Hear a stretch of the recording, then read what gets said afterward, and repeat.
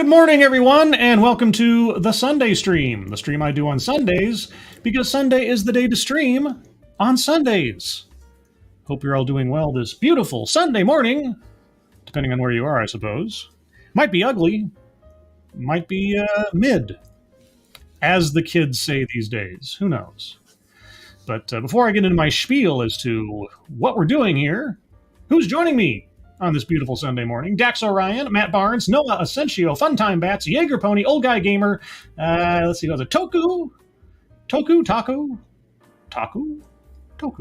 Some Namnyo Nation, Pip Bin, Mike R, and Tall Person, and Ryan R.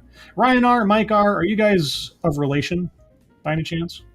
Chicago Mike, and that's all I see at present. So if anybody is lurking or you haven't arrived yet, hello. Good morning.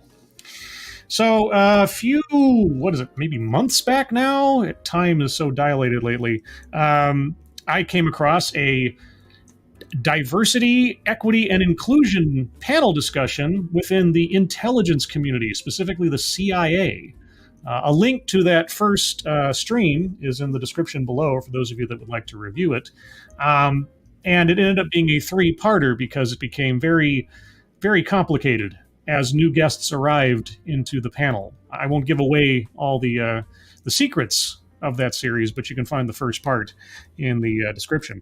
But either way, I hadn't planned on keeping an eye on the intelligence community when it came to this subject, but lo and behold, just yesterday, this popped up. And what is this? Well, this is non-traditional ways the intelligence community leverages diverse talent pools.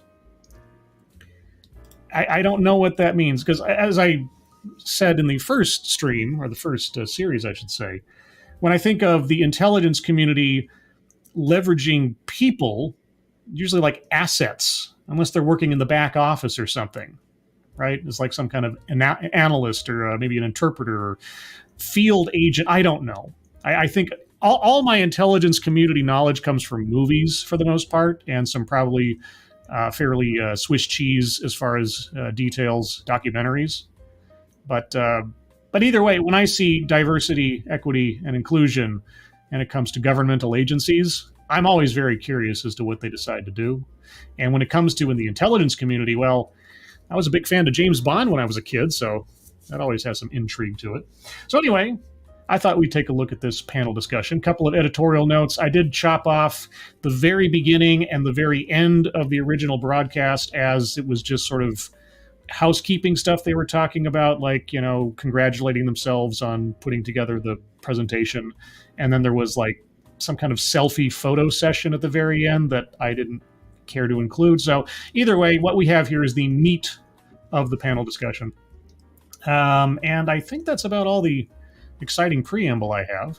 So I'm about to get started here. I'm on a bit of a time schedule, as Sister Scribe will be arriving not long after I finish up, so that we can go hang out and get some shopping done. But who else is here in the meantime? Anon123, Simon Willikins, Megan Ring. Who else do I see? Did I say hi to Bridget? Well, now I have, if I didn't. So good morning. So with that all being said, I'll start off with a few seconds for a sound test. You guys tell me if you can hear it, and then we will proceed to find out how the intelligence community leverages diverse talent pools in non-traditional ways. I'd love to know what the traditional ways are. Also, Keeverdam, hello. Thank you, Suzanne. And good morning, everyone. Yes, good morning, everyone. Everybody hear that okay? And let me know if the background music is too loud for comfort's sake. It's fine for me, but who knows? Let's see. Sounds good, says some Nyam Nation. All clear, says Jaeger Pony. All right. Well, with that, let's find out what we have to say. It is quite an honor to be here in this room. And as I look out over the audience, it is awe-inspiring. I encourage you all to just take a look around at this room. It is not often that we see a room with the composition in this room. It's a wonderfully diverse audience here. Okay, well, start as you mean to go on. Already, diversity is defined by literally aesthetics. I always assume that is the case, but you never know. I have come across the odd individual that actually talks about something that actually has to do with merit, skill, talent, knowledge, so on. But okay, we're 30 seconds in, and we know where we're going. Okay. And that just sings to my heart. Well, we know where you're coming from. Let's see. Good morning, Flabberjack. Anybody else I see here? All right. And by all means, before I forget, up at the top of the chat box, if you take a look at the GoFundMe's pin there, thank you, Keeverdam, to Shady Grin, Angry Illinoisian, and his kitten. Their friends and family could certainly use your help if you have a couple of bucks to spare. So thank you ahead of time for that. And Sabian187, good morning. And did I say Brittany Holland? Did I say good morning? Good morning. On behalf of Northrop Grumman, we are indeed a very proud sponsor of today's program. Yes. For many years, we've also been a proud sponsor of INSA and the work that they do to advance collaborative approaches to the intelligence and national security priorities. Uh-huh. At Northrop, we truly believe that at the core of our competitive advantage. Why do I feel like I'm being talked to by someone who thinks they're speaking to an audience of third graders? I don't know. Is that we challenge ourselves to hire people from many, many diverse backgrounds. Diverse backgrounds. Yeah, you mean as far as their education and their talents and their skill and... No, you don't. Personal passions, disciplines. Oh. And we share the drive to push the boundaries of advancement through science, technology, and engineering. Okay. What about mathematics? You left out the M. Okay.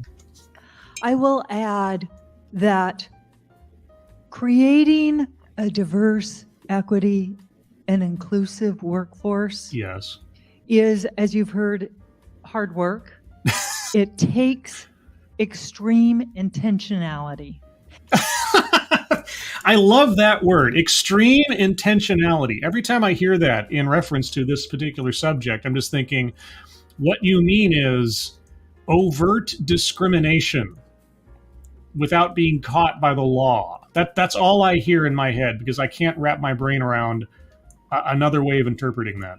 It's not something that just happens. No. It's not something that you just say, hey, I want to hire a diverse workforce. Are you sure about that? Because it sure seems to me like that is the ultimate desire.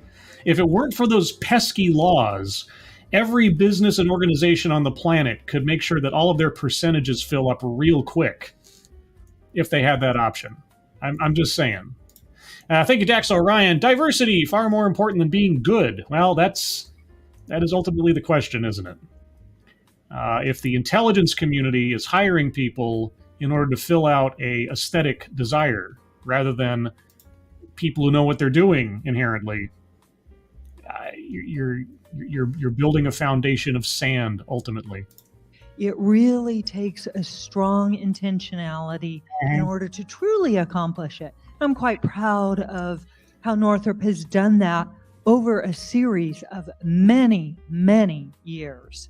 Boy, I might have to look into Northrop Grumman and see what their DEI initiatives are comprised of and how they assess that. Boy, the rabbit hole goes deeper. I am excited to be here today, as well as several of my colleagues who are also here in the audience. It is also now my pleasure to introduce the moderator of our panel. Okay. Non-traditional ways that IC leverages diverse talent pools. Yes. I'm really excited to hear this particular panel. I am too. And really looking forward to it. Yes. So with that, let me introduce Ms. Nicole Gibson. Okay. She is a partner for the national security sector at Guidehouse, where she specializes in strategic planning, business process improvement, and customer relationship management. Oh, customers? She previously served on the INSA's board of directors and is currently the chair of the Justice, Equity, Diversity, and Inclusion Council. She's the chair of the Jedi Council? Oh, happy day. Do I need to change up my my overlay? Do I still have my Jedi? No, I don't have it here. Dang it. She's the chairperson of the Jedi Council, everybody. Oh, I thought Scientific American shot that whole thing down. No.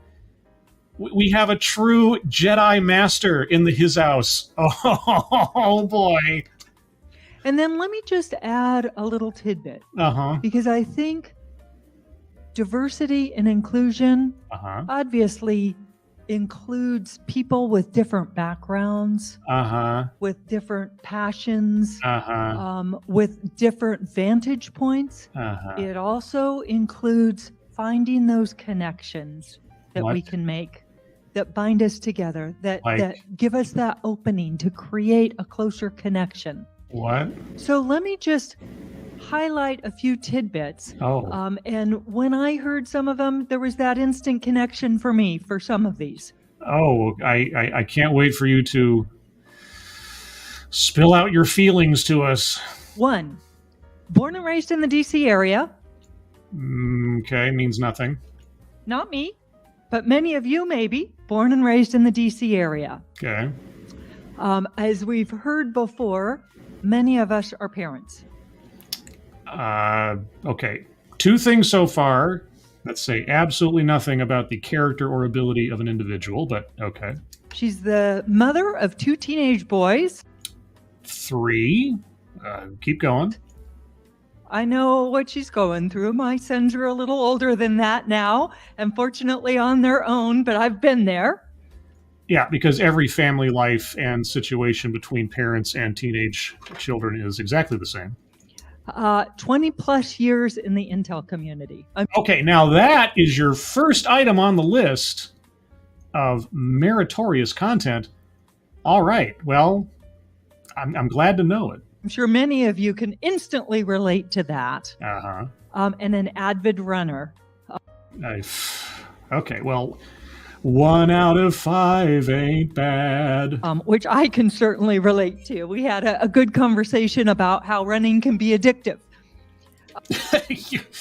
So can many things, huh? So I encourage all of us to not just embrace the differences, but also seek out those commonalities that we all have. I can almost guarantee you can find a common theme with almost everybody. But first, take a look around the room and just appreciate the amount of diversity you see.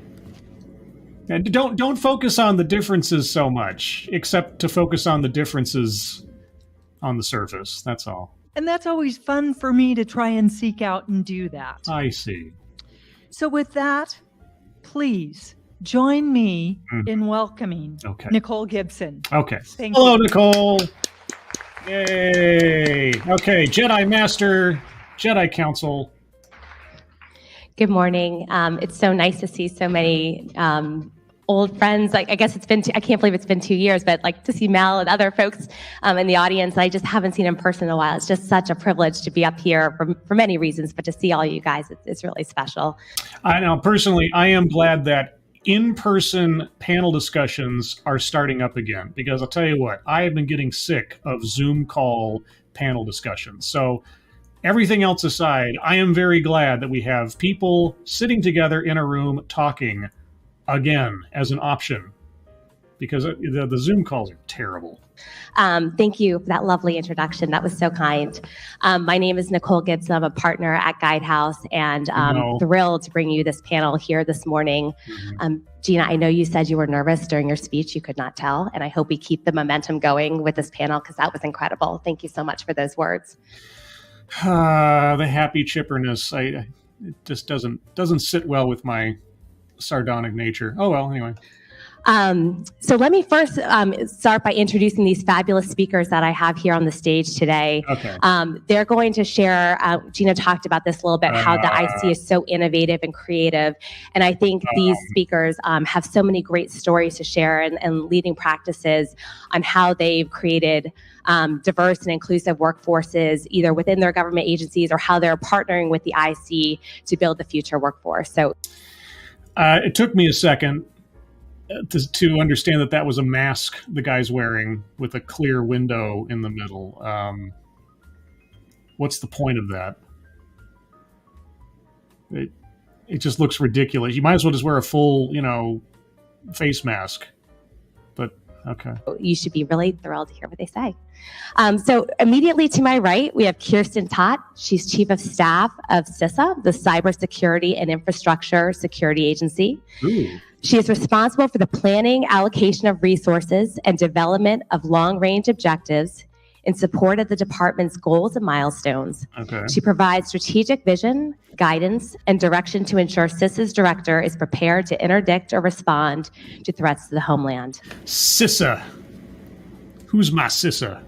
Threats to the homeland. I'll never quite get used to referring to America as the homeland. It just sounds a little... I don't know. There was, Homelander and everything else. I don't know, there's something that sounds off about it to me. I don't know what it is. It always has been. Next to her, we have Mr. Peter Kant. He's the chairman and CEO of Enabled Intelligence, an artificial intelligence technology company providing accurate data labeling for U.S. defense and intelligence agencies and meaningful high-tech employment to veterans and people with differing abilities. Okay, so we have two individuals representing organizations that deal with the digital intelligence, let's say, more than anything else. Cybersecurity, artificial intelligence. Okay. And finally, we have Dr. Christian Vogler, a professor from Gallaudet University. He is a professor in the School of Science, Technology, Accessibility, Mathematics, and Public Health at Gallaudet. Science, Technology, Accessibility, Mathematics, and Public Health. STAMP. He works for STAMP. Public Health. Thank you, Kiefer Dam. Homeland. What about the Native Americans? I don't know if that's what sort of sets off my... irksome. There's something. I don't know how to describe it. I guess maybe the sense of it is that the history of America being a place that people came to. Maybe it's that melting pot mentality to then call it the homeland, as we're sort of a gathering place rather than an origination. Maybe that's it. I don't know. Either way, yes. So who was that masked man works for STAMP? Okay. And the director of the Technology Access Program Research Group. Technology Access Research. See, I can't help but try to spell out these titles now on the off chance they come up with some kind of cute acronym. He leads and co-leads multiple research grants providing accessible technologies for the deaf and hard of hearing. Please welcome them to the stage. Yeah, hello. You look ridiculous. All right, so I have a couple of really good questions. I'm going to start with Kirsten because she's sitting immediately next to me. So Kirsten, thank you again for joining us this morning. CISA has introduced several grants and educational programs that have targeted underserved populations and encouraged diverse pathways towards cyber careers. Can you elaborate on these programs and the impact that they've had so far? Okay. Is this going to be just one big pat on the back session for how diverse and generous we are? Probably is. Thanks so much. Well, thanks so much, Nicole, and thank you so much to INSA for hosting this event and for facilitating these types of conversations, which are critical. And Gina, thank you so much for your thoughtful words and for all that you've done in service both to the country, but to these important issues, because leadership on these issues has become more important now than ever. And I want to just correct. Okay, I'll take that second. Uzi Q, good morning. Who else is here? For the Win Nil, Lexi Mads, so I can finally start. Mike Savage, Blarg. Good morning, good morning. Anybody else I missed? Anybody lurking? Good morning. There you go. I want to just correct something that I think is really important, which is everything that we're doing is just a step in this journey. By no way have we reached a destination. And when we talk about what we're working on, we are still so early in this. We have a long way to go. It's a journey, not a destination. There's so much work to do. We have a long way to go. Process. Yes. So when we're looking at CISA, I look at CISA in 3 buckets as far as our mission. What we're doing is we're building out a workforce for ourselves that represents the world, that has a population that truly represents all of our capabilities, diversity, and other elements. We're also looking at how do we become a model for a workforce, not just for government, but truly for the nation. Secondly, we're obviously working closely with the government agencies. Our responsibility is to secure the .gov, which is it's 101 federal agencies. And then it's our work with industry. I mention all of those because it's very... a model for a good workforce in my just sort of, I guess, pie in the sky kind of mentality is a workforce of talented and qualified individuals, full stop. Everything else becomes irrelevant next to those, basic necessities. So I don't know what else you would have to consider unless you're starting to be intentional about it. Very critical in how we're building out our workforce. And I think what is so important when we talk about diversity, equity, inclusion, and accessibility, this is not something that we do in addition to what we're doing. We actually, one of the key elements of how we're talking about CISA. Okay, is it it's a must-have, not a nice-to-have, right? Something like that. We don't want it to be a nice-to-have. It is a essential part of what we do. It's like it's the air that we breathe, or the water that we drink, or the dirt that we swim in, something like that. Is building an inclusive workforce. We each have capabilities. We each have aptitudes. We have traits that are critical to what we can all offer. Yes, capabilities. That's a good indicator. What else is there to assess? Please do tell. Thank you, Kiefer Dam. Also, Spud's here. Oh, okay. Well, hi, Spud. Mr. Game Winner. How's it going?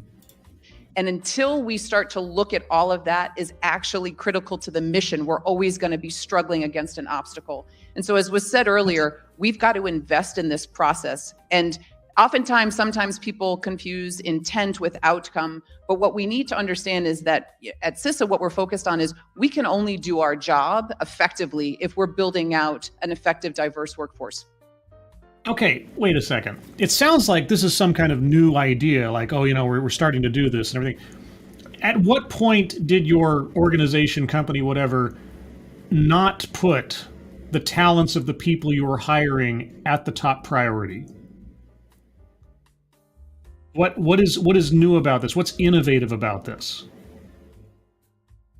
I always hear these things spoken of as though there's some kind of like, we really have to take on this initiative and this, that, and the other. And it sounds like they just started this yesterday.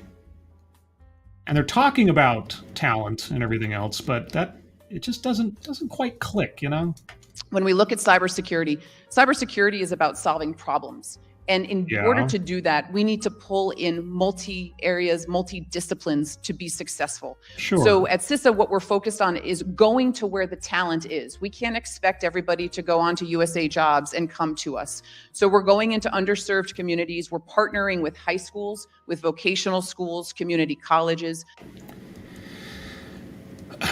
Go to where the talent is for cybersecurity. Why say underserved communities then? Because at that very statement, you are then excluding a whole swath of potential talent, aren't you? I mean, going into community colleges, high schools, etc., just as a general statement, okay, but then you go underserved communities. Well, that makes it sound like you're doing them a favor. That sounds like a charity project. That doesn't sound like you're going to where the talent is. It sounds like, okay, we're going to exclude these demographics from our talent search and focus over here. Now, that's not to say you're not going to find some talent. Certainly. But if you're going to dismiss the possibility of finding talent elsewhere, you're not being any less discriminatory. But I'm not quite sure she understands that, or I guess cares. Minority serving institutions, HBCUs. Minority HBCUs. Wait. Minority serving institutions, and you go to HBCUs. HBCUs, historically black colleges, universities. That's one demographic. There are several other demographics that fall within minority status, but okay, you're focusing on a particular. Any others? We've got a partnership with Empower and Girls Who Code. Okay, so girls, black people, all right. So everybody who doesn't fall into one of those two categories is less of a priority, huh? Okay, keep going. Offering them grant and funding so that they can work with us. We have a partnership with the National Security Agency in their National Centers of Excellence for Cybersecurity and with the National Science Foundation and their Scholarship for Service. And we're working closely on the Cybersecurity Education and Training Assistance Program, which gives grants to students who are blind or visually impaired. Okay, that last one I don't have a problem with. I mean, that's something somebody can't really help at all. And sure, okay, but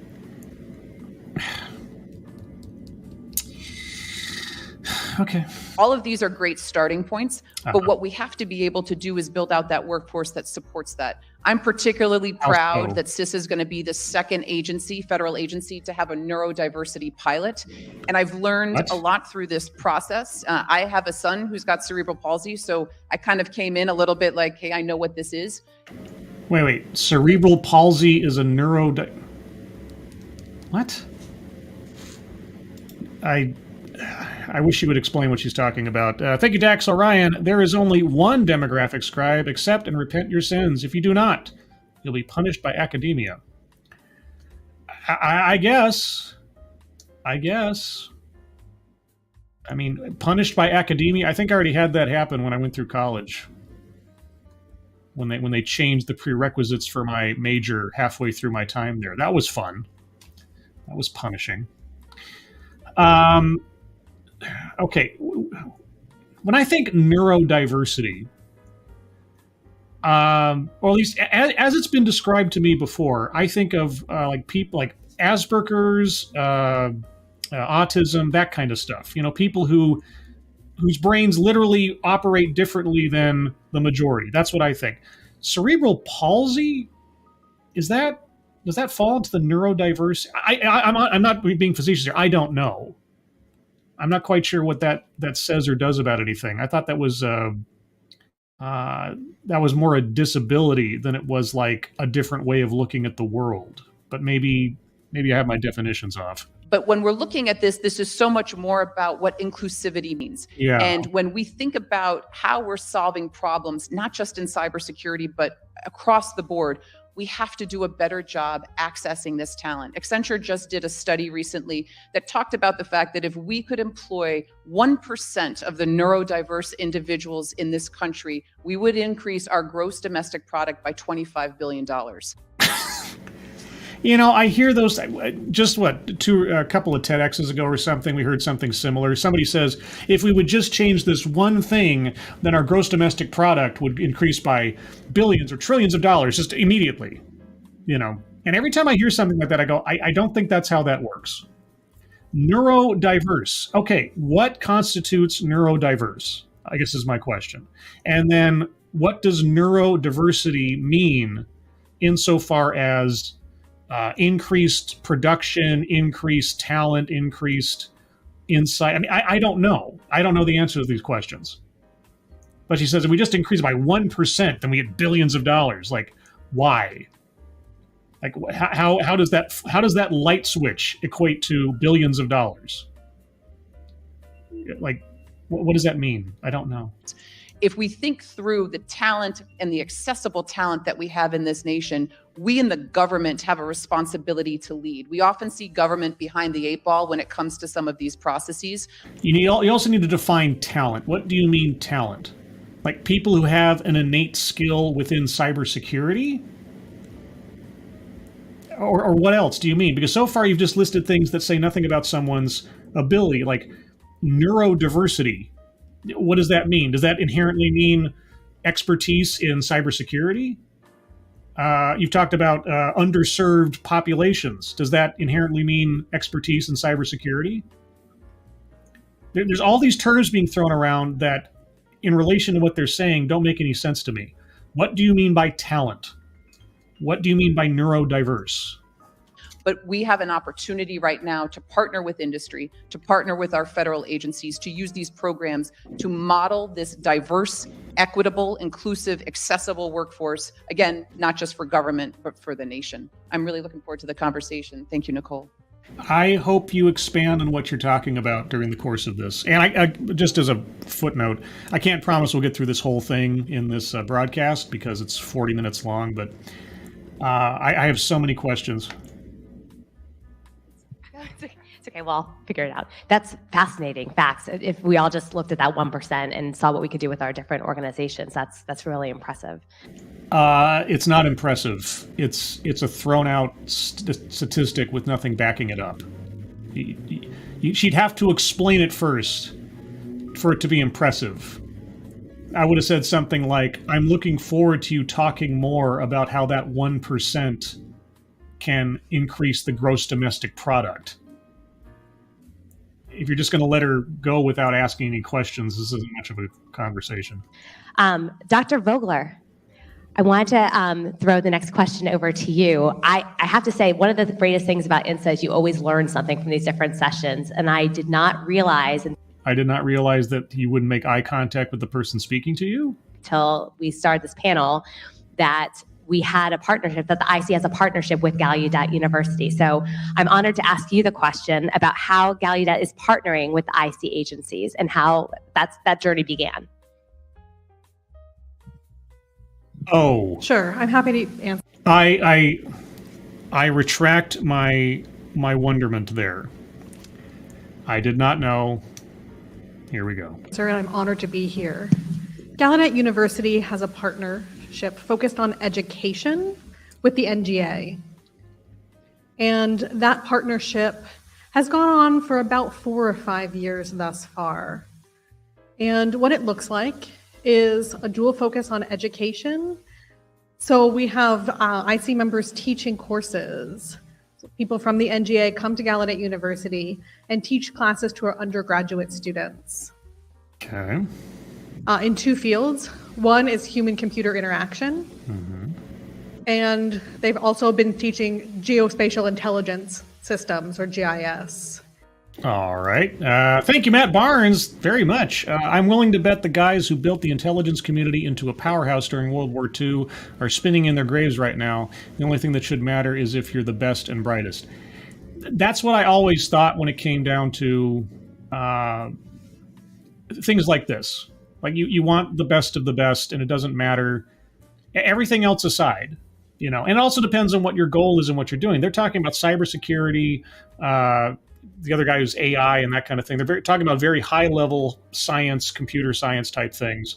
So it is almost we're not. It doesn't sound like we're talking about field agents, right?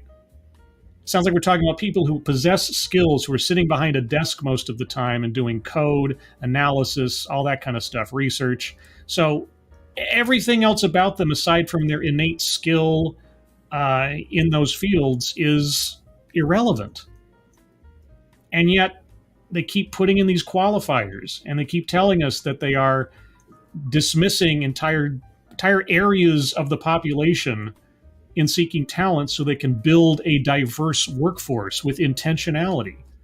And of course, all that tells me is that they're just being discriminatory on the basis of race and gender specifically, so far mentioned, but trying to gussy it up like it's some kind of benevolent thing, when it goes against both, purportedly the ideals of this country, and I know our ideals don't always match our actions, but also like the overall effectiveness and quality of what you're going to get out of your workforce if you're, first putting aesthetics ahead of skill. But that's an old argument. That way, we've built programs in the fall or spring to teach basic and more advanced courses. Mm-hmm. And we're excited to see that happen. Okay. We have experts from the government come and teach at Gallaudet University, but also we plan to build a symposium that will happen at Gallaudet. This is a yearly symposium that will happen in the fall in order to showcase and highlight the partnership between Gallaudet University and NGA. And we expect to involve undergraduate students in class projects, as well as capstone projects. Okay. We also have a new graduate program that focuses on accessible computing. And we're very excited to see what kind of research projects we can collaborate with the NGA on in that field. And it's still a work in progress. Okay, so far everything he said sounds completely above board and is focused completely on academics and study and research. He hasn't mentioned any demographic requirements or anything yet, so good. I hope he sticks to that. We also are working on our certificate program with USGIF. That is also a work in progress that I'm very much looking forward to concluding soon. I would like to step back a little bit and take a look at the bigger picture. Okay. I was happy to see you mention diversity, inclusion, and accessibility, because I think along the same lines as accessibility as part of diversity and inclusion. At Gallaudet University, we are a bilingual university serving deaf and hard of hearing individuals in Washington, D.C. Now, just as a note, the accessibility part, I have a friend who had to go through in their work a DEI type thing, but one of the elements that was part of that was accessibility.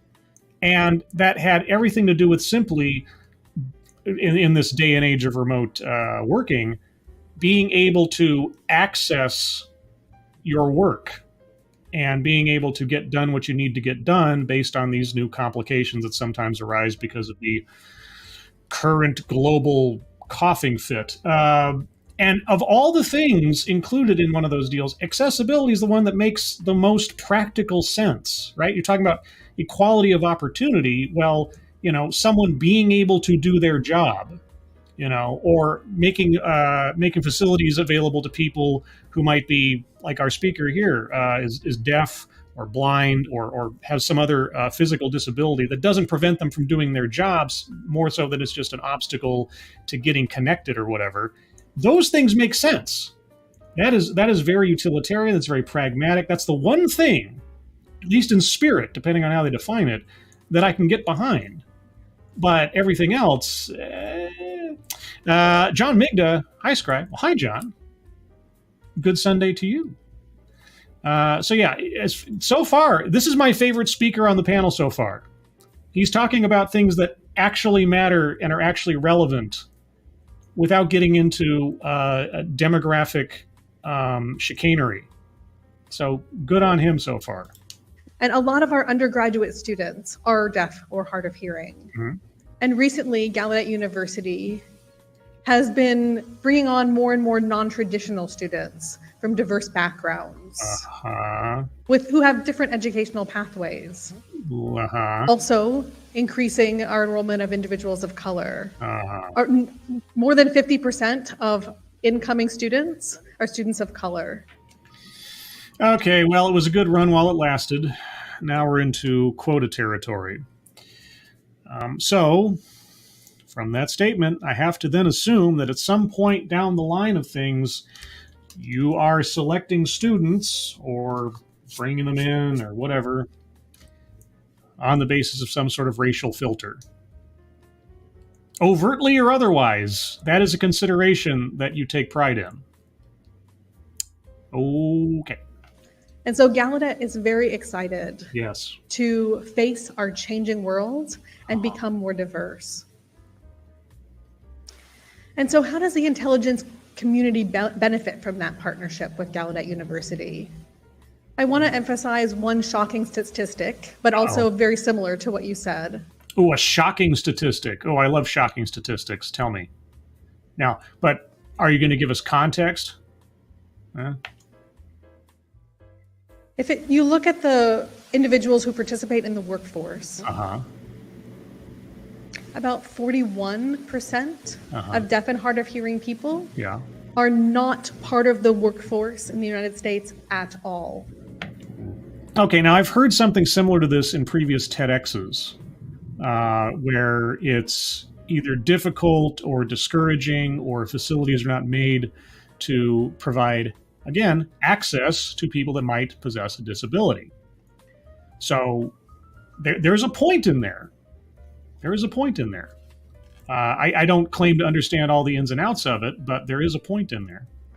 That is more than double the percentage of the hearing population. Mm-hmm. If the intelligence community could leverage those individuals to participate in the workforce, how amazing could that be? Well, I mean, in the workforce, writ large, not specifically the intelligence community, because just because you're hard of hearing doesn't make you prime for the intelligence community. But just as a general thing, if there was more accessibility and more avenues for people who are hard of hearing, just as an example, to find work, that would be good, regardless of where they're at.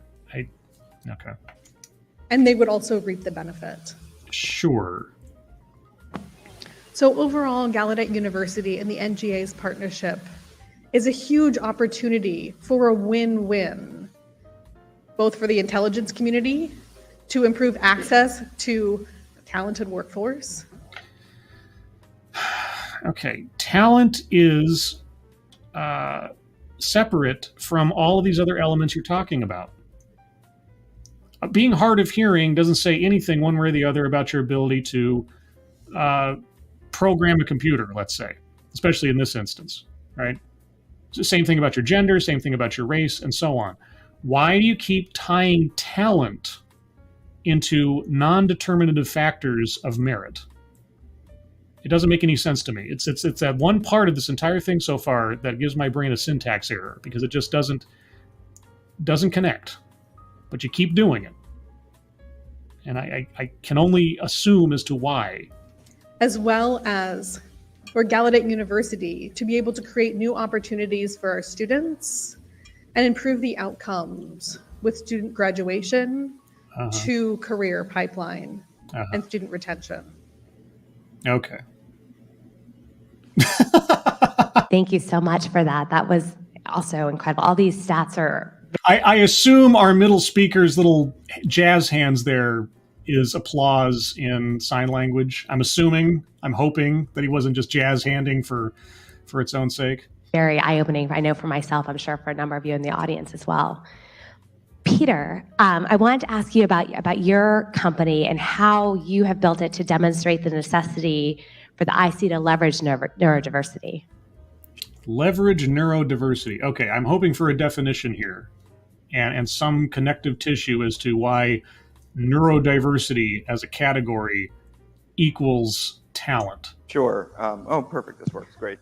I'm feeling a little bit like Admiral Stockdale, though. I'm asking myself, why am I here and who am I? Oh, Admiral Stockdale, who am I? Why am I here? Best opening to a vice presidential debate in the history of America. If you guys have not seen this is back when Ross Perot was running for president and his vice presidential candidate was Admiral Stockdale. And he comes out on the stage in front of, and I think it was between him and, I think it was Al Gore, if I'm not mistaken, or there might have been somebody else there. Either way, so he comes up and he says, who am I? Why am I here? And it's the greatest, like, self-deprecating, but just like very welcoming sort of statement to make, all things considered, in the political arena at that point.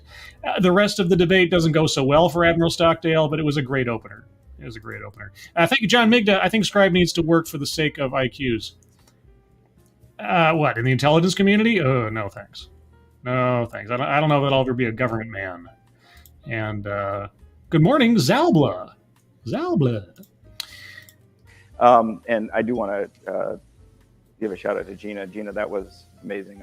Man, Gina is just the star of the show today. Everybody's so happy about Gina. Will never follow you at any other conference ever again. Oh, he's a comedian. All right. That was fantastic. The story of enabled intelligence, we're just under 2 years old. And by the way, that hissing, that's on the original recording. I can't do anything about that, unfortunately. And we hire primarily people, neurodiverse professionals, to do intelligence analysis and create artificial intelligence tools for the government. Okay, again, maybe this is a stupid question. Maybe this is easily answered by somebody who knows better. And if you're in the audience and you haven't answered this question, by all means, either put in the chat, where I may or may not see it, or decidedly put a comment after the video is posted. Why does define neurodiverse, and then explain to me how that immediately means talented for this particular area of life. That's the part I'm not quite getting. I hope he explains it, but if he doesn't, I'd love to know.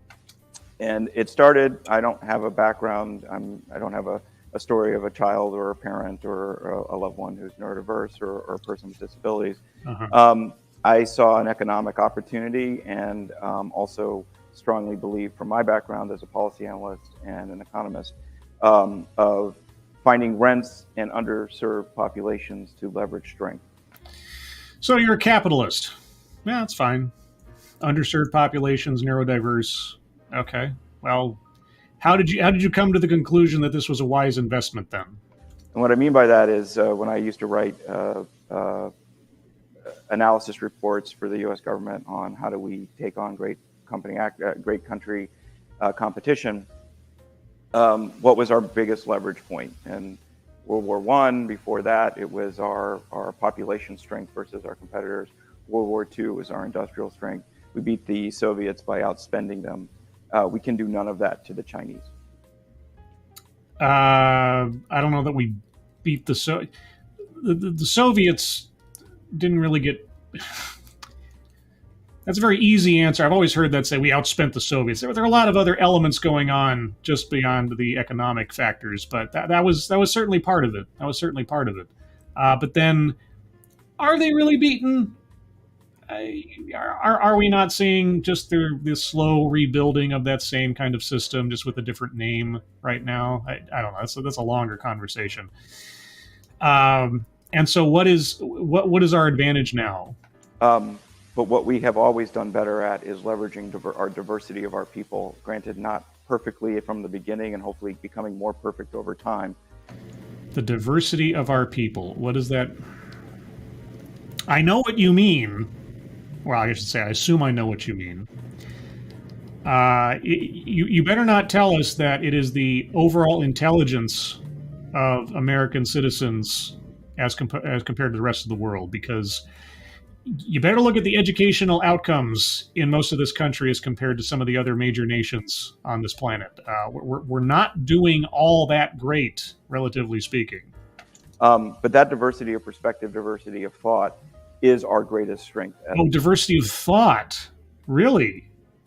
Oh, so you stand in contrast to your cohort there on the stage? As a country, and we don't leverage that. We don't. As much as we can. Oh, and okay. I thought, well, I don't believe that Xi or Putin are sitting there trying to figure out how do I bring diversity of thought to my intelligence analysis.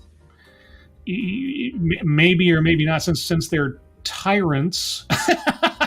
Diversity of thought really isn't high on the list of priorities for them. You're correct. You got that one. You got that one right. Centrally controlled economies and centrally controlled governments are based on a central thought. Yes, very good. Based on diversity of thought. Is it though? Is it really? Have you seen Twitter lately? Have you been paying attention to social media, cancel culture, and so on? Diversity of thought really isn't that high on people's minds lately. Were you not paying attention during the entire Trump administration as to the divisiveness between people in this country, simply on the basis of whether or not you might lean slightly one way or the other and suddenly become an outcast to everything else? Okay.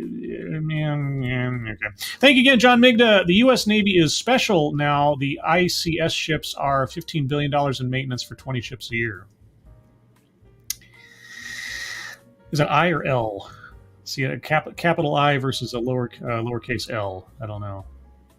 $15 billion in maintenance for 20 ships a year. Yeah, well, our military spending has always been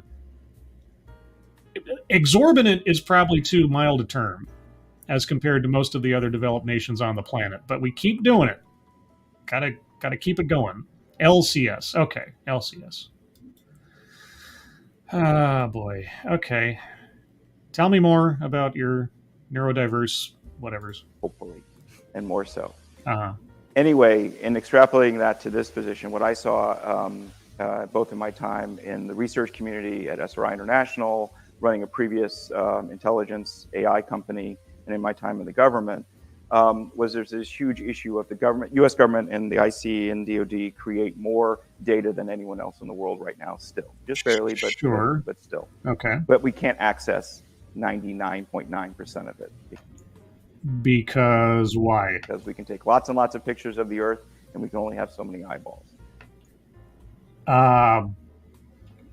Yeah.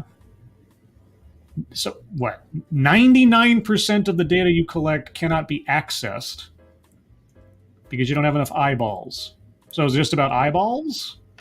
We can listen to lots of signals. We can capture a lot of signals. We can only listen and hear a little bit of it. AI proves to be a major potential benefit to solving that problem. How do we go through all that noise and find the cool stuff? Sure. But AI is all based, what the dirty little secret about AI is it starts with human intelligence.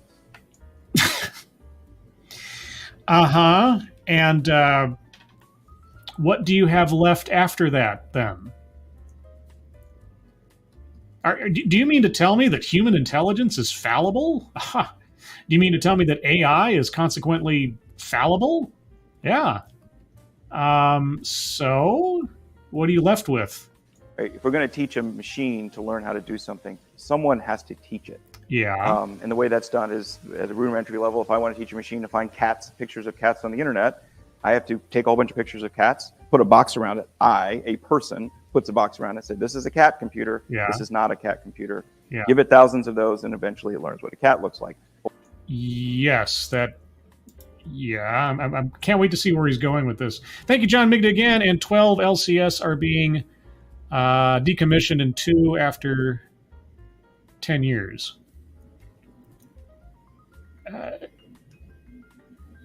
Okay. Because I'm dumb, what does LCS stand for? Is it like light carrier ships or something? I don't know. I was trying to play along earlier because obviously I thought people in the chat know what this is about.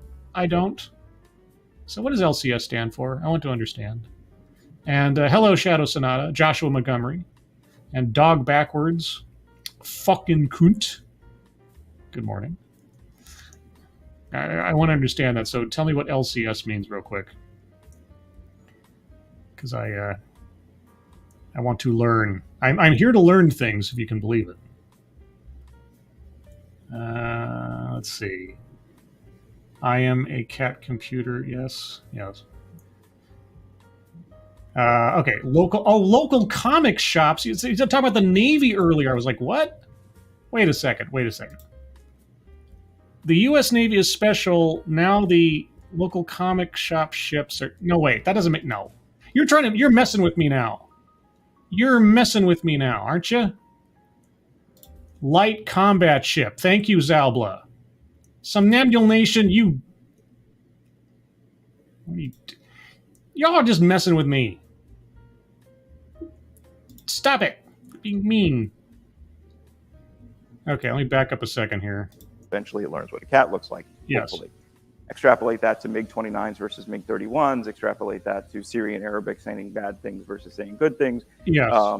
Text, social media intention, and all the kind of stuff that we're trying to do. Yeah. Lots of Silicon Valley, lots of Austin working on how do I be machine learning and GPUs at the edge and compute at the edge, and ignoring this very basic fundamental piece, which is how do I make the data even ingestible to a computer? That work is highly technical, repetitive, puzzle solving, detail oriented. Yes. So as I was looking for a population in the US that could carry clearances, would be US citizens and would carry this mission, who is underemployed, who is technical, detail oriented, puzzle solving, focused on repetitive activity, and can think about data differently than anyone else. People. Because it's still a person. Okay, every failing or potential fault in the AI you were talking about is still possessed by people who possess those elements within their makeup. They're not free of it. Right? They may be more focused, they may be more efficient at it, and so on, but it doesn't carry with it some infallibility. It just carries with it a increase in volume of, I guess, work. So, okay, if AI has all the problems of a human programming it, how are you mitigating those same problems within this specific population that you're leveraging to just go through more data more quickly? Thank you, Dax Orion. We don't mess with you. Also, did you know that if your hand is bigger than your face, you have polio? This is a visual gag. Use your imagination. I don't know what's going on anymore. Why are you... What is happening here?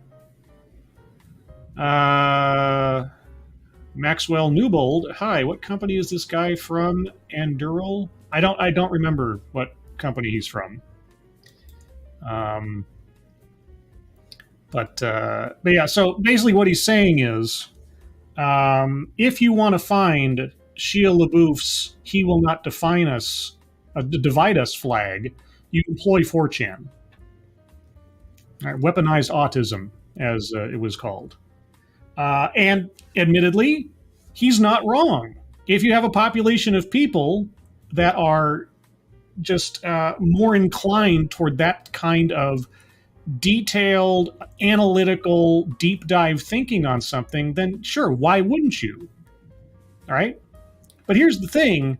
You can find people that are like that because they possess those skills inherently, and not just because they happen to be quote-unquote neurodivergent.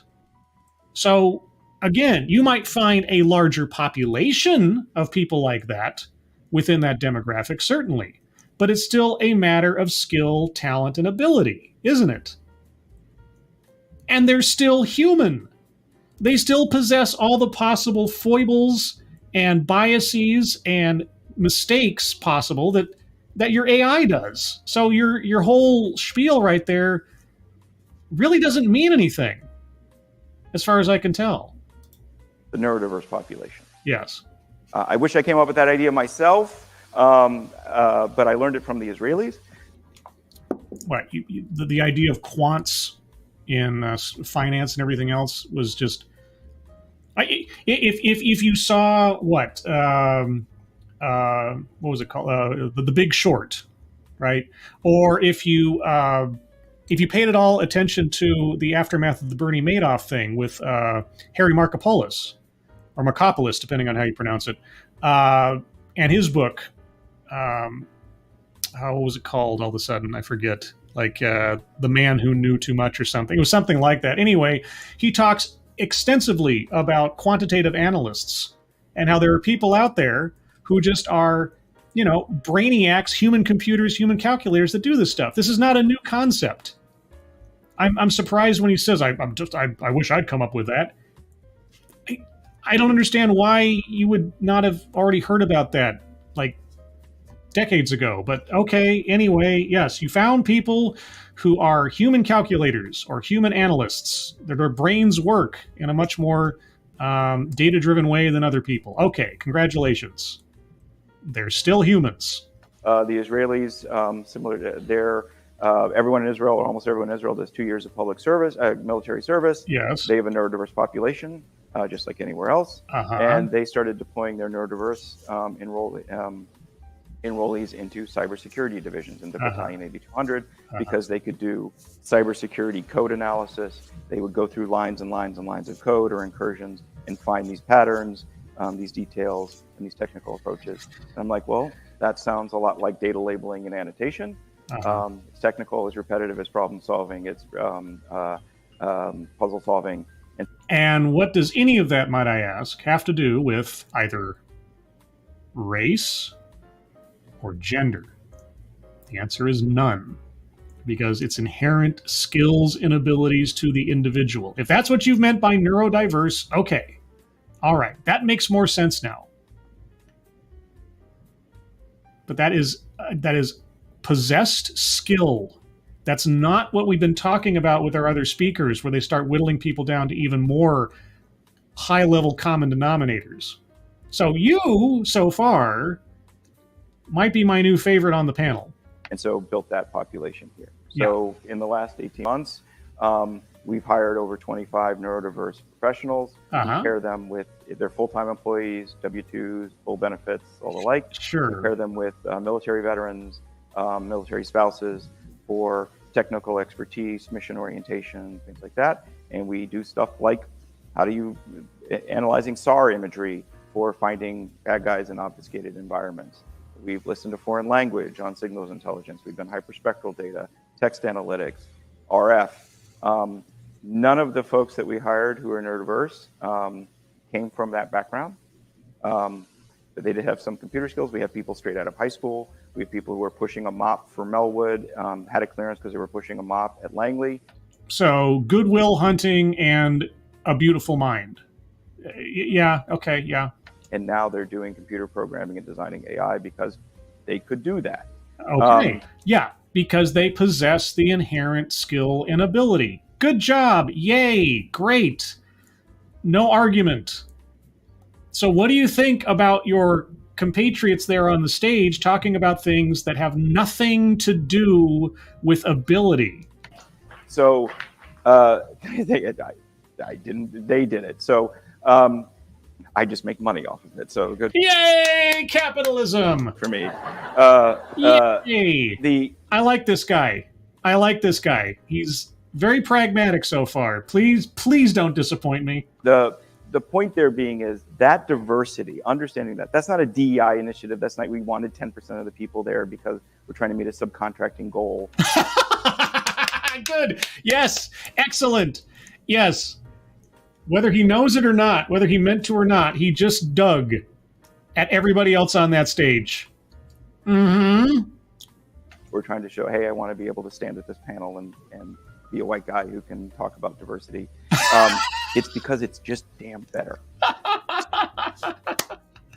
He's my new favorite. He is my new favorite. Okay, whatever else I said previously about this guy, if I was joking otherwise, yeah, so far he's my new favorite. Thank you, John Migda. Also buy an AC unit with this. I have one. I actually have a decent, not a swamp cooler kind of thing, but an actual, like, you put the little panel out the window, kind of, circulate the air kind of AC unit. Thankfully, I didn't have one last year, but I have one now, and I'm so happy for it. So, but thank you so much. I actually gave away one of my coolers that I don't use anymore just yesterday, so hopefully somebody else can use that. Yeah, all right. So I like this guy so far. He's showing up everybody on that stage elsewise. This is great. So, to give an example, we did a project for Gina's former agency, CIA. I can say it. It's an SC0. Woo! I even know what SC0 means now. Secret Clearance 0. Is that what SC0 means? And they had taken 5 years to look at some of this data to build a rudimentary model. We built 15 models in 5 months, and we did it at 1/10 of the cost. That's not because there's some incredible technology that we had. Our people could find this stuff faster and do it faster. Good. Yes. They possess the ability and the skill to work better. Great. I can't wait to see if we get some responses from his co-panelists. I might have to do a part 2 on this, depending. It's just the nature. It's neurodiverse. It's not neurodisabled. It's a different way of thinking. Aha. Now, in addition to that, we've expanded that platform. So we have folks who are deaf who are doing image analysis. We have folks who are blind who are doing audio and RF. Okay. Now that always and I don't know if this is true necessarily. I suppose it probably is just out of necessity. But the old urban legend is, like Daredevil, you lose your sight, but all your other senses suddenly have to compensate for that lack of that one sense and become more sensitive. What is going on? I don't know if you guys can hear that, but there's a whole bunch of somebody's hammering or bumping around in the apartment above me or something. I hope that's not coming through on the mic. If it is, I apologize.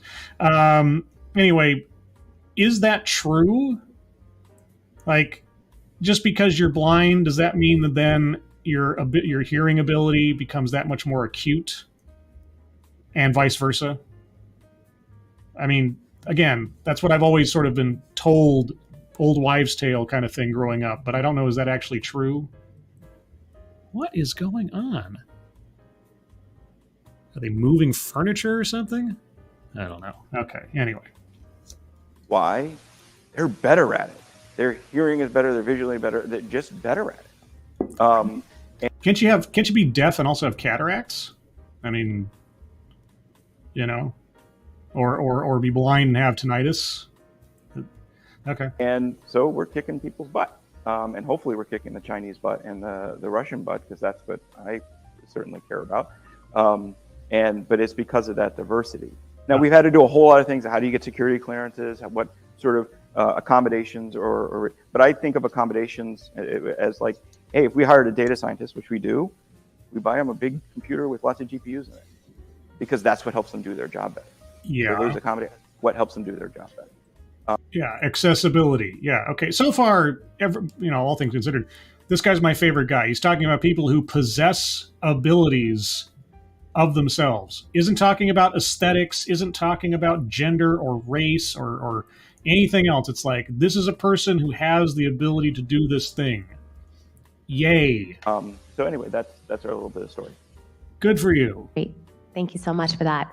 So I see that we're collecting some questions around the room, which is great. But before they hand them to me, I know that I have one from my list that I definitely want to ask this panel. Okay. And I'm sure that a number of us work at organizations that are thinking about this and admittedly are a little bit challenged in how to do this. So my question to you all is, how are you all measuring success when it comes to justice, equity, diversity, inclusion? Are there measures that you guys have in place, or have you started thinking about that? I know my organization, we're struggling with that a little bit. It's very tough to measure. So would love to hear what you all think about that. Oh, I am so happy she asked that question. That is something that I always end up asking and never hear an answer for. And it may be the case I won't hear an answer here, except for maybe the guy in the middle. Yeah, how do you measure success? By what metric do you figure out how diverse you are? Oh, and you're struggling with that at your JEDI organization? Even the Jedi Council is struggling with how to measure success. Really? Well, I guess we need to define diversity now, don't we? Let's hear it.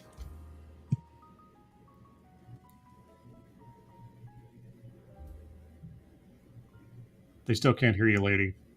Take the microphone. Take the mic. It's an excellent question. And, we often say in cybersecurity, you can't improve what you can't measure. And metrics and quantitative elements are often very difficult in this. There is a strategy. No, they're not. No, they're not. If you're going to define it by racial demographic and or gender demographic, it's very easy to measure. That's what makes it. That's what makes them so low common denominator kind of stuff. It's very easy to measure. So, are you now de facto going to define what you mean by diversity in your organization? Strategy. So CISA is part of the Department of Homeland Security. The Department of Homeland Security has a diversity, equity, inclusion, accessibility strategy with metrics. We're taking that as a baseline, but what we're really looking to do is how are we making sure that our agency is representing the nation? And you would use, say, percentiles of demographic spread? And so it's not just about reaching a statistic, reaching a percentage. Yes, it is. If you're talking about representation, then there are numbers involved.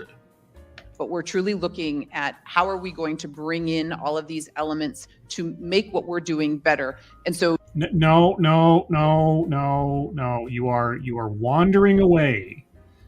You are padding your answer with nonsense to avoid answering the question. To, I think, Peter's excellent point, it's not, again, just about the trophy for participation of, oh, look, we've got these numbers. It's, are you sure about that? Yeah, insert John Cena here. Are you sure about that? Because professor at the end there was very excited about talking about how 50% of the incoming students or whatever were persons of color. We're showing that by doing this, we are doing better, and how the engagement of these individuals is making our work better, is making the products better. Okay, how do you measure that? She asked you, how do you measure success? You are saying everything but actually telling us how you measure success.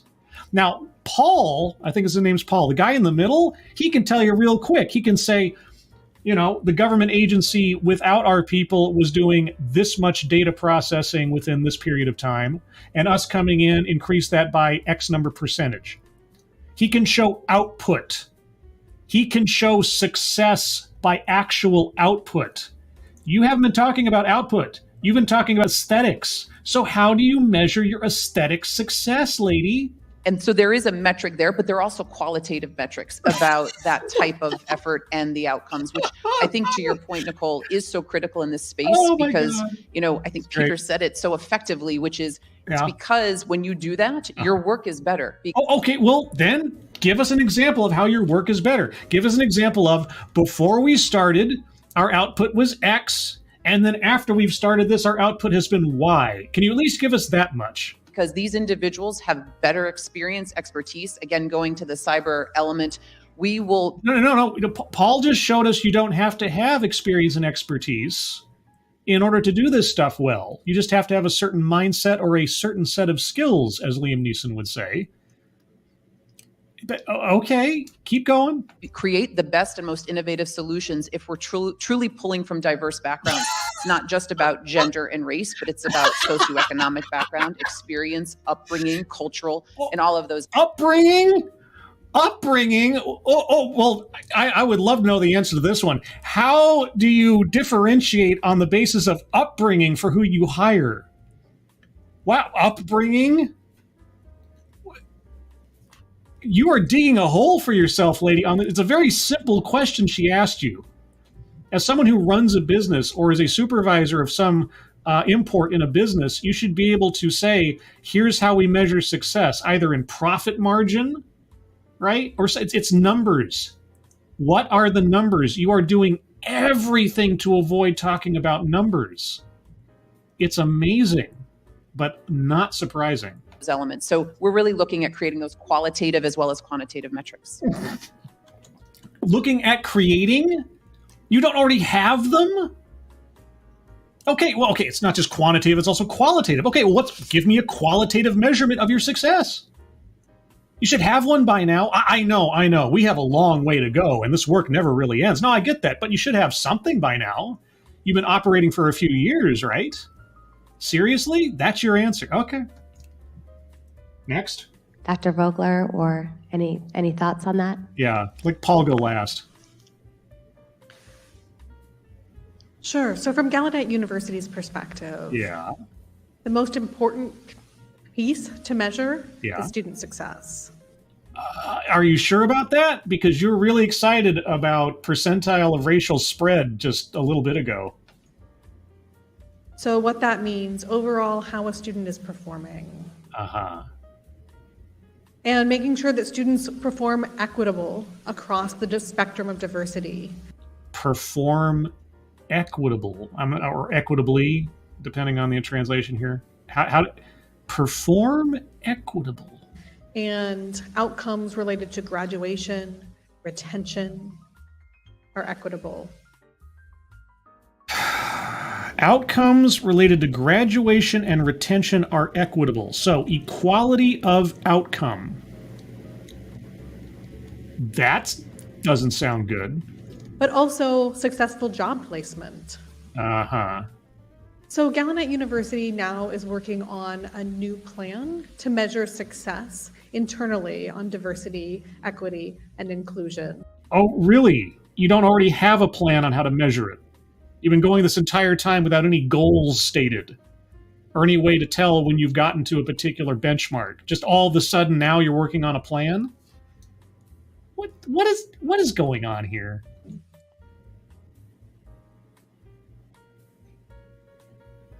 We have an Office of Diversity, Equity, and Inclusion that are driving that mission in partnership with a Student Success.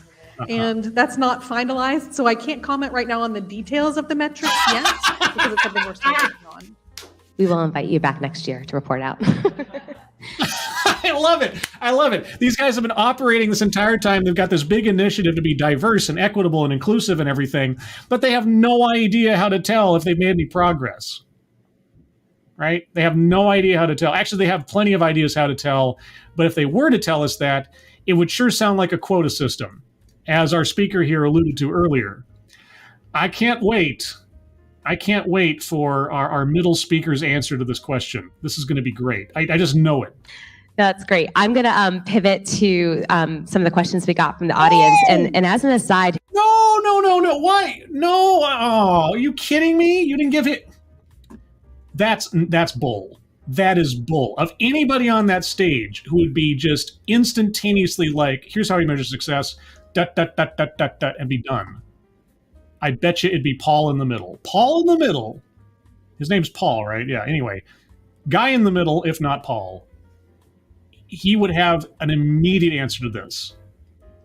I mean, he already gave one basically in his spiel talking about the efficiency of his people versus the government people on analysis.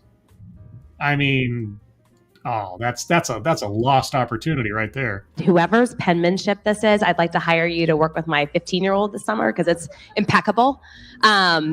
So question number one, which I will throw to Peter. Programs and partnerships focused on recruiting diverse talent are a great starting point. Was it Peter and Paul? See, why would I get those mixed up? It's very biblical, isn't it? Right. But sorry, I cut off her in the middle of the question. Let me back up a little bit. Sorry. On recruiting. No, sorry. All right. I'd like to hire you to work with my 15-year-old this summer because it's impeccable. So question number one, which I will throw to Peter. Programs and partnerships focused on recruiting diverse talent are a great starting point. But what initiatives are you implementing to retain that talent and make sure that they feel a sense of belonging, not just included and equitable? Ah, yes, belonging. Yeah, my one element that I want to see incorporated more: diversity, equity, belonging, and inclusion. Debbie, forget the Jedi. I want to see Debbie have her day. Great question. Yeah, as I said, I didn't have a background in this community. Lauren Fagan-Smith, who's our chief people officer, who would have been sitting here today, but she has a new baby and a beach vacation, and so she got to do that, and I can you, but. What, a sour much? Listen to this guy. I love this guy. Peter, for this panel discussion, you're my guy. I thought the masked man would be my guy at the beginning, but no. Peter, you're my guy. We didn't know. So I heard Lauren, she used to lead hiring of and support for veterans at Hilton hotels. And we brought her in, like, how do we build this program up? And our first thought was there was going to be a lot of turnover. And we have not. We have had one employee leave. Because NGA hired them, but which is great. But we've only had one employee leave. We had to look sort of ground up. First we started asking, this question I said about, or this point I made about accessibility or accommodation. Yeah. And started asking those. And how do you ask that in an appropriate way? How do you help someone through the clearance process who's exceptionally honest, if you will, but just detailed honest. I'll give a little story here. We had a person, they're going through their process, and they got to a question that came off, Pete, I have a question for you. I don't know how to answer this.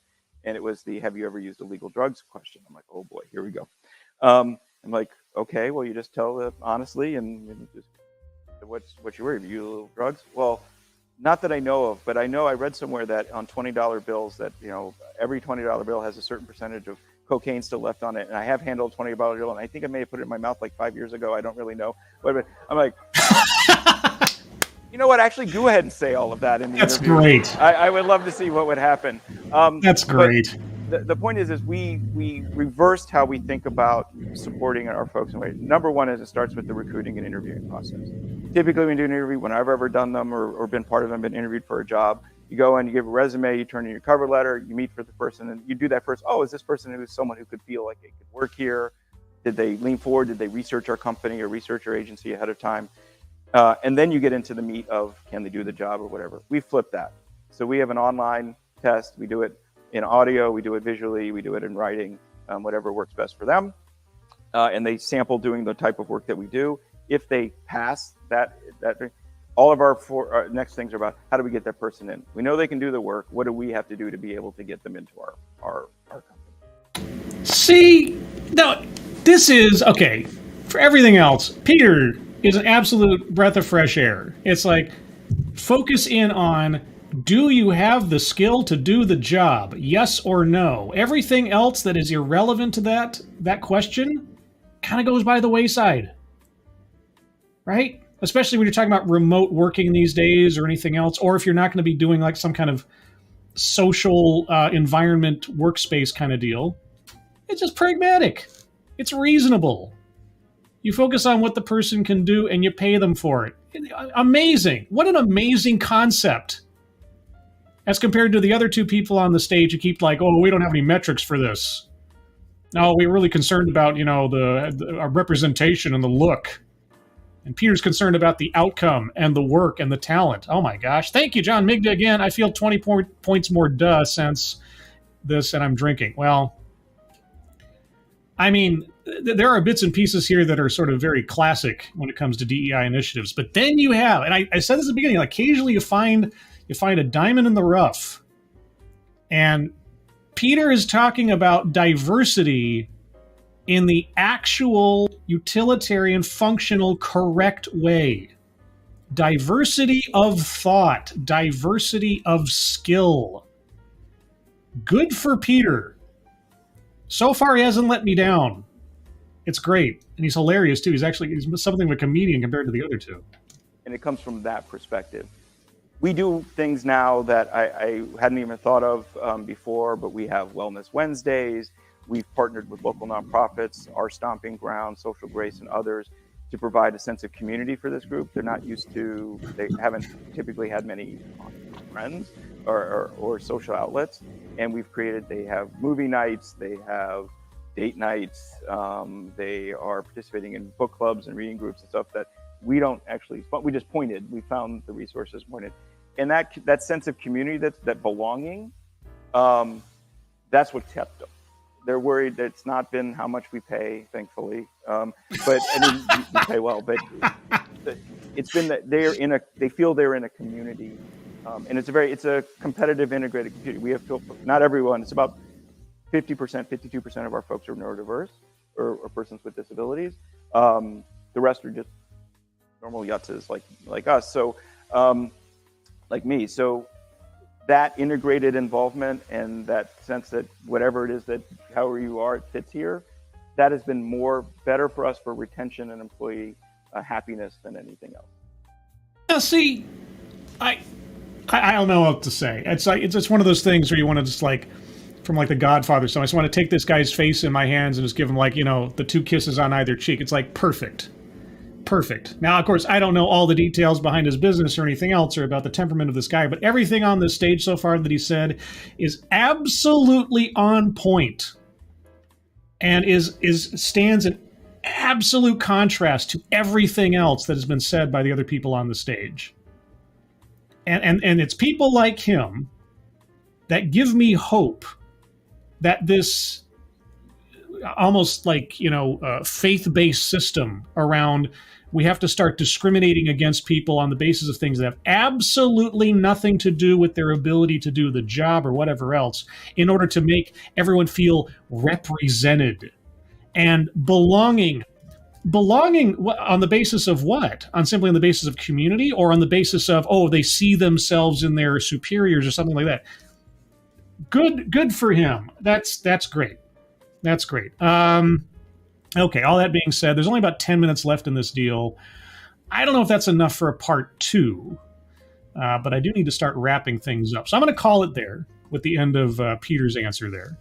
And I'll take a couple minutes here for anything you guys want to say, and then we will call it a relative day.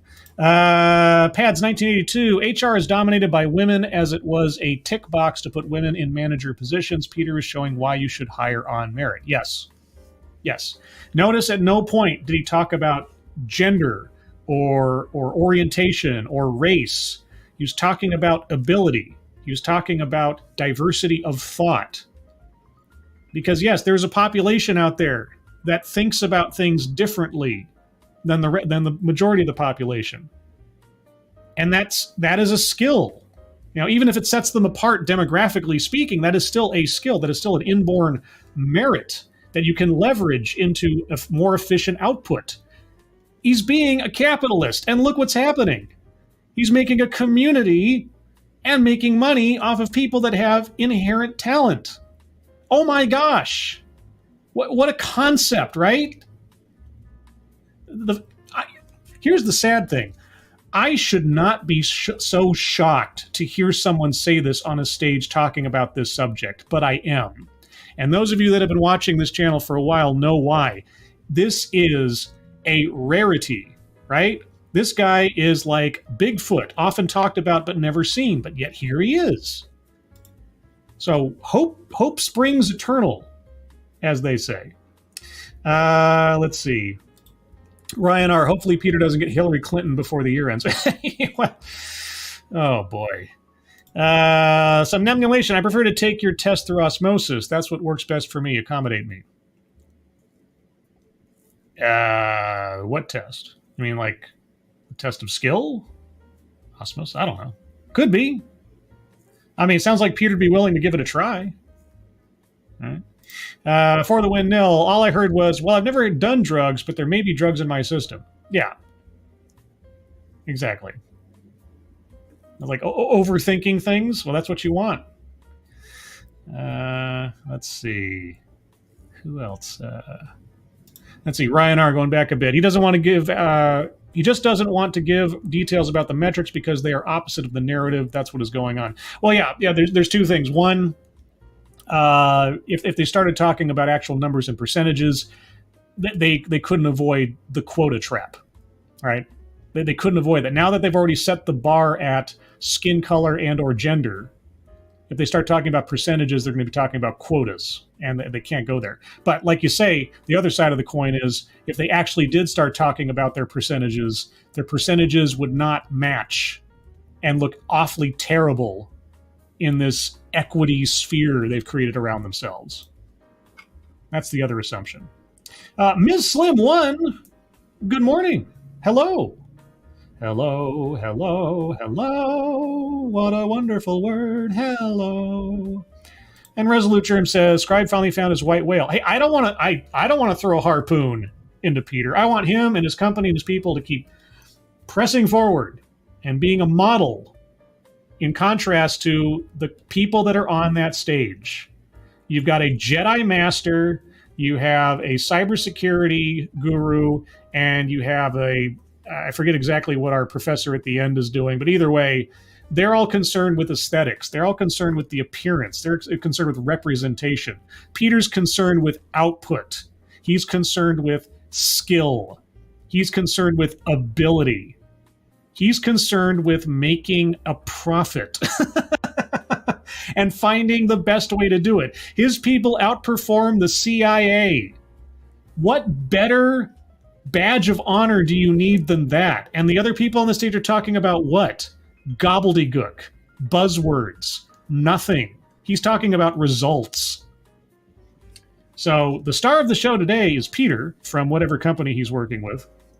But yeah, there you go, guys. There's my second look at the diversity, equity, and inclusion initiatives within the intelligence community, although in this case, talking more about vendors to the intelligence community, whereas the previous broadcast had to do with actual operators within the CIA and national intelligence. You can find a link to that live stream in the description below if you're curious for what happened there. There was some interesting stuff that occurred there. But all that being said, everyone, I'm going to call it here.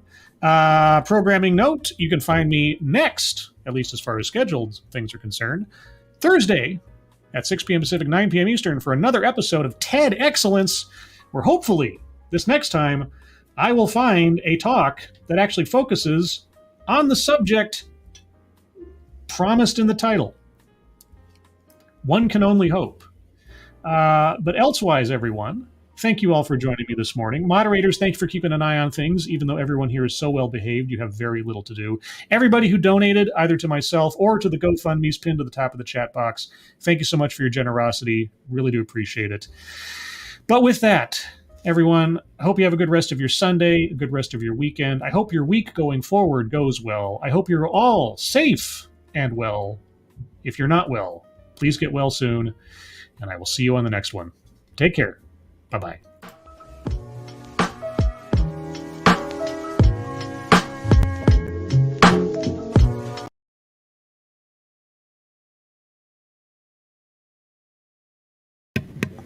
I did it again. I hit the wrong button again.